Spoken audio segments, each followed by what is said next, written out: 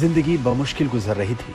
आर्थिक संकट लगातार बढ़ रहे थे। धीरेंद्र का धैर्य एक दिन जवाब दे गया। वो भी अपनी याचिका लेकर अपने दादा के दरबार पहुंच गया।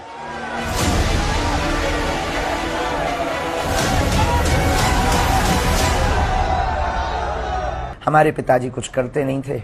भूख की स्थिति में दादा गुरुजी का फक्कड़पन था। वो परिवार से नाता तोड़ा, मतलब तोड़ा। तो उन्हें मतलब नहीं आप जी रहे कि मर रहे। उनके पास तो अगर याचक अर्जी करता बन के जाओगे तो वो अर्जी उठा के बालाजी के पास रख देंगे। ये नहीं कि ये हमारा सगा नाती है, ये हमारा सगा पुत्र, तो इस पर ज्यादा कृपा हो जाए। हम भी गए सबकी भांति। हमने भी अपनी विपदा कही कि 3 दिन हो गए हैं, कुछ खाने तक को नहीं है घर में। रहने का 16 बाई 12 का कच्चा मकान, वो भी बरसात में खाट के पलंग के नीचे सोना पड़ता है, बारिश की बूंदें गिरती हैं। कब तक ऐसी जिंदगी जिएंगे? कुछ नहीं तो एक ऐसा कुछ कह दो, कर दो, भोजन ही चलने लगे। जिंदगी में कुछ नहीं तो पिताजी कुछ करने लगे, ऐसा कुछ कर दो। गुरु ने बस बाहें पकड़ी। अवस्था 10-11 वर्ष की थी।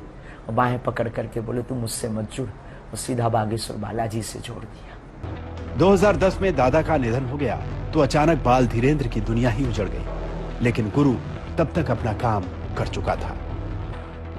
सन्यासी बाबा ने लीला की, स्वप्न में आभास होने लगा।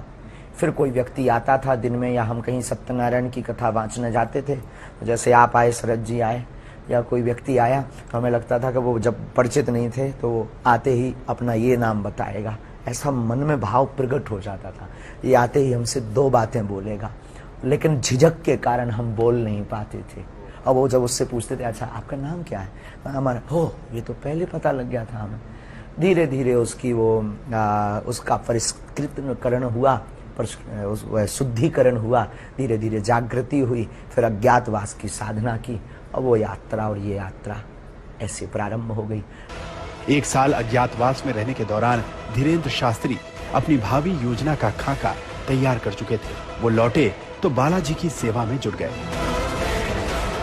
9-10 साल की अवस्था से ही हमने बालाजी की सेवा की। जब बच्चे खेलना सीखते थे तब से हमने हनुमान चालीसा का पाठ, और गुरु ने जो विधान बताया वो मीडिया पर बताने का विषय नहीं है, वो अनुभव का विषय है। कभी आप आइएगा तो उसको हम आपको बताएंगे कि हमने क्या क्या अपने जीवन में मुश्किलों को सहा, कितना हनुमान चालीसा का पाठ किया, रातों भर हनुमान जी के चरणों में बैठकर रोए हैं, रातों भर हवन किया है। उसका ही ये परिणाम है जो आज सनातन संस्कृति का झंडा जगह जगह गाड़ा जा रहा है।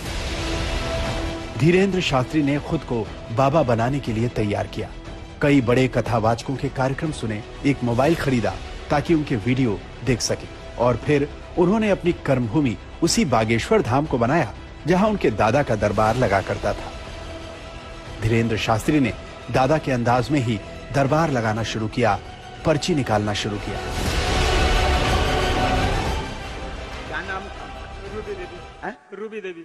अच्छा, यहाँ किसी को बताया था? चलो पढ़ो।